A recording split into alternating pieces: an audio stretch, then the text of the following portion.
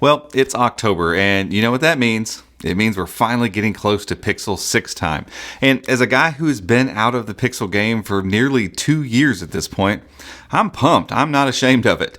Not only is there a new Pixel waiting in the wings, it's a device that's actually worth getting excited about this time. Now, don't get me wrong, I've always been ready for each new Pixel iteration, but I've always felt like there's a gut punch that comes along with them every year, and it's always caused by like these early leaks that point to devices with less than desirable characteristics. I mean, who can forget the Pixel 2's terrible screen, or the Pixel 3's bathtub notch that didn't even serve any purpose, and the Pixel 4's giant forehead that had facial recognition stuff in there that just never was useful for anything. And don't get me started on that phone's lack of a wide-angle lens when basically every other flagship on the market had one.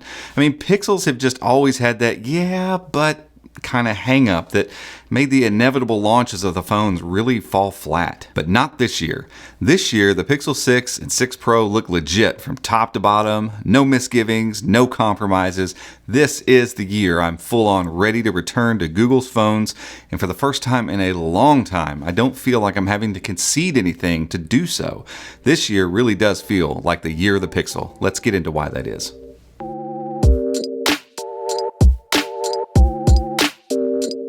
First, we have to talk about Tensor. For months on end, we've been hearing about Google's custom SoC that went by different names, GS101 or Whitechapel, and though I've always felt all those rumors were true, it was really fantastic when Google just came out and confirmed all of it with their Pixel 6 announcement early in August.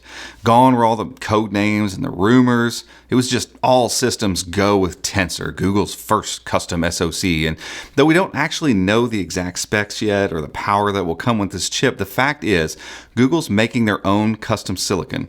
With help from Samsung, sure, and it's a big deal. Now, I could talk at length about all of this, trust me, but the short take is all about vertical integration, hardware, software working together to make a device better. Apple's done this for a long time, and now we'll finally have an Android device that isn't running the same cookie cutter SoC that basically every other flagship phone uses. With Tensor, Google has control over what all of those cores in the processor are actually doing, and they can align their software up in a way that's primed to take full advantage of it. While this benefit will definitely extend to all sorts of things on Pixel 6, here's one real-world example. Google's photography chops have always been great, not because of their sensors or lenses, but because of computational photography. In my humble opinion, we are where we are today with phone photography largely because Google proved it was possible to use algorithms and machine learning to make for better photos with less skill and less effort. Video, however, has never been as stellar on Pixel phones. You'd expect it to be because of how good the photos are on Pixel, but the processing power you need to do all the auto corrections in video versus a single photo is exponentially more. With video, you're capturing 30 to 60 images per second. Think about the processing it takes to get just one photo cleaned up the Google way, and you quickly see why getting Google's photo prowess to apply directly to video just hasn't been possible at this point. But with Tensor, it very well could be. Knowing photos and videos are really the biggest draw of any Pixel phone, you can mark my words, Pixel 6 will be spectacular at both. With a processor built from the ground up to do the pixely things, you can bet that this thing's going to be aligned in all the right ways to produce the best photos and videos we've likely ever seen on a smartphone. Even in the very early hands-on time that a handful of press people had with the Pixel 6, the video improvements were one of the most notable features they all mentioned, and these are reviewers I really trust. Tensor is what allows for that, and who knows what else?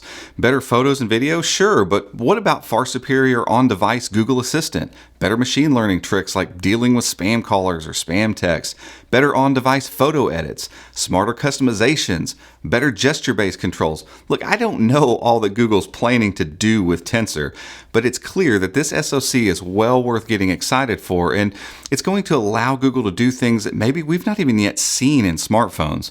Oh, and it looks like, from the rumors at least, that it'll be quite fast as well. So all that general stuff you do on your phone, like video watching, browsing the web, catching up on social media, and gaming, those are all going to be great too. But there's other hardware to get excited about here too. Take the RAM and storage options for both Pixel 6 and 6 Pro.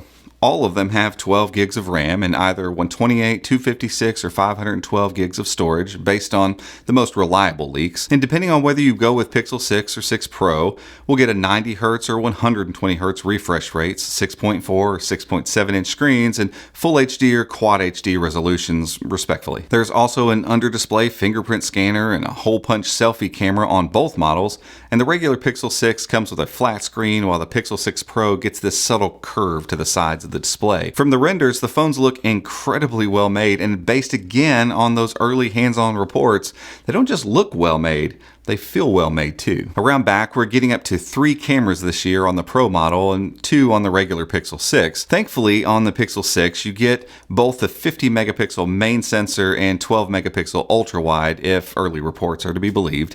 And for the Pixel 6 Pro, we add on the 4x telephoto at 48 megapixels. But none of those numbers really matter, do they? The big news is Google has upgraded the camera hardware for the first time in a long time for Pixel, and now they have the SoC to actually do some cool stuff with those lenses and those sensors aligned with the hardware. Trust me, this camera is going to be special. So now we have a great SoC with vertically integrated hardware and software, all the specs you could ask for, great build quality, a striking design.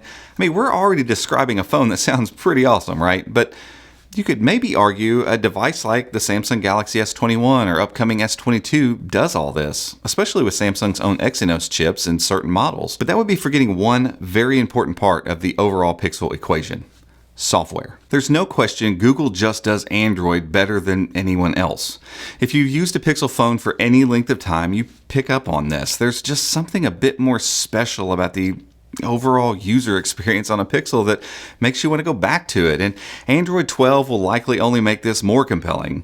I mean, put this heightened user experience side by side with the latest Android updates, on time, mind you, and you get the Pixel experience that frankly can't be found anywhere else. I've been a OnePlus guy for nearly 2 years at this point, and just testing out the Pixel 5a for a few days made me miss the Pixel software so much.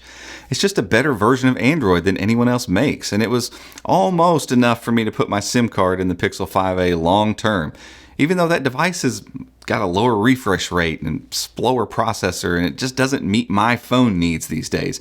Google's version of Android is just that good that it still made me want to use that phone. Look, I've had some nice phones the past few years. OnePlus makes great hardware, it's nice to use, and it looks great. But there's one problem that always persists. They aren't Pixels.